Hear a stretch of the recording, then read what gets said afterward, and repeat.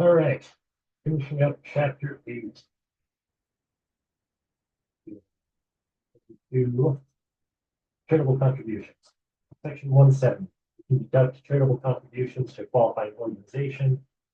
That's generally going to be 501c3 nonprofits, hospitals, uh, government, charitable contributions to them, generally going to be itemized deduction. Generally, the charitable deduction is equal to cash paid with a fair market value of property donated. You can donate land to a nonprofit, securities. Fair market value is reduced by any non-de minimis quid pro quo received by the taxpayer from the charity, such as a meal or item received with a ticket to attend an event. Any excess contributions over limits can be carried over for the subsequent 5 years.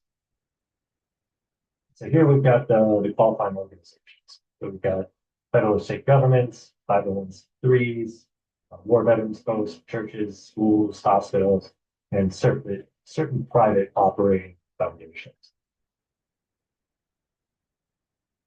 I'm not going to go over all this. You can print this off or just save it, just to have it. It's going to kind of go over what we discussed here. Deduction rules for charitable contributions. It's going to be limited to 60% of AGI. You don't see a lot of people contributing more than 60% of their AGI to charitable organizations.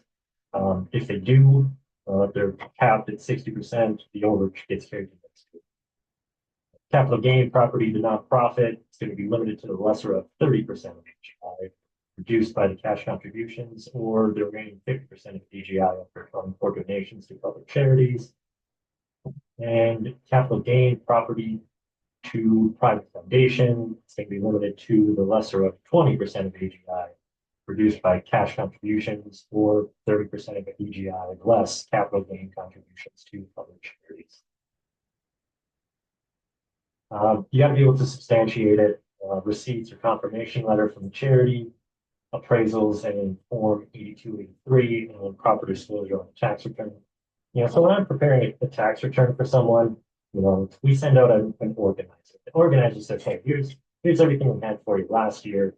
Here's kind of what we would expect to have for you this year. People will fill in on their charitable contributions. And if it's, similar amounts and to similar charities as the year before, I don't worry about it. If someone were to write down that they donated $500,000 to, some nonprofit, kind of a red flag if they've never done that before, right? Then I would be asking questions. Hey, we need to be able to substantiate this. We can't just claim it. Casualty and theft losses, generally not deductible for personal use property. That's kind of how personal use property works. There is exceptions to that. Section 165, you can deduct from AGI losses on personal use property attributable to a federally declared disaster area. You have limitations on that. It's only excess loss over $100 and 10% of AGI would be deductible. That gets reported on Schedule A. All right, and that is everything for itemized deductions. You see a lot more of this than others.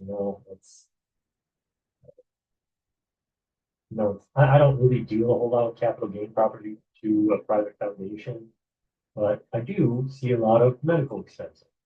And it's a pretty easy calculation, right? 7.5% of your AGI before you start receiving any potential benefit for it. All right, that is everything for Chapter 8. Thanks, everyone.